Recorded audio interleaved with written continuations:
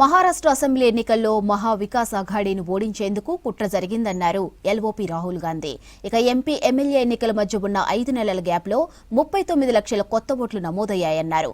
బీజేపీని గెలిపించేందుకే ఇతర రాష్ట్రాల వారిని భారీగా ఓటర్ లిస్టులో చేర్చారన్నారు.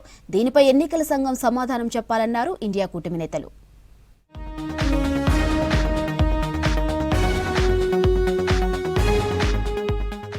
మహారాష్ట్ర అసెంబ్లీ ఎన్నికల్లో భారీ అక్రమాలు జరిగాయన్నారు లోక్సభ విపక్ష నేత రాహుల్ గాంధీ.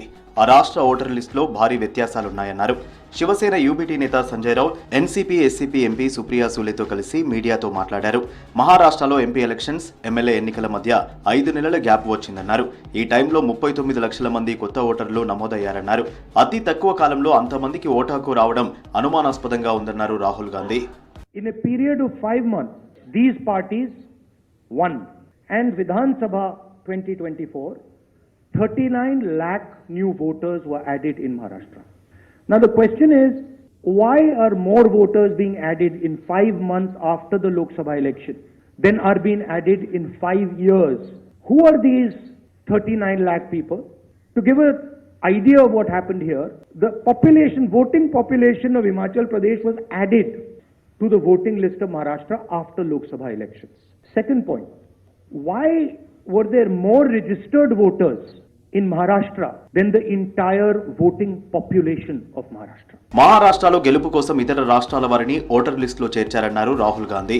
అధికార బీజేపీ కూటమికి ఎన్నికల సంఘం అనుకూలంగా వ్యవహరించిందన్నారు. దీంతో మహారాష్ట్రలో ఓటర్ల సంఖ్య ఆ రాష్ట్ర జనాభాను మించిపోయిందన్నారు. 5 నెలల్లో పెరిగిన ఓటర్ల సంఖ్య దాదాపు హిమాచల్ ప్రదేశ్ జనాభాకు సమానమన్నారు. దీనికి ఎన్నికల సంఘం సమాధానం చెప్పాలన్నారు Rahul. BJP in Lok Sabha gets 1.9 lakh votes, and then in Vidhan Sabha they get 1.75 lakh votes. And most of those voters that provided the BJP with their victory, it is the case in multiple constituencies, it is the case in Shiv Sena constituencies, Congress constituencies, NCP constituencies. The leader of the opposition has said this in Parliament House. The Election Commission has not responded. Now the only reason they would not respond is that there is something wrong with what they have done. Social media porn content పై నియంత్రణ అవసరమన్నారు Congress MP Jairam Ramesh. దీనిపై 2019లో అప్పటి chairman Venkaiah Naidu ఓ committee వేశారన్నారు.